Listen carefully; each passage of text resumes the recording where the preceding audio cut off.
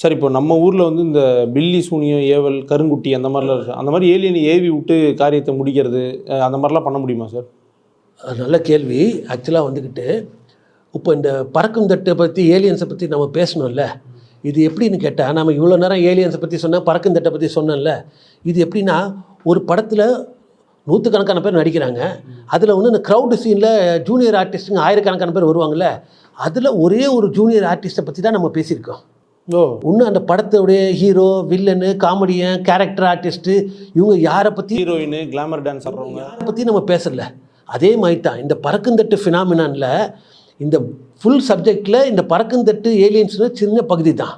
இதை தாண்டி இதில் பல விஷயங்கள் இருக்குது. பாசிட்டிவும் இருக்குது, நெகட்டிவும் இருக்குது.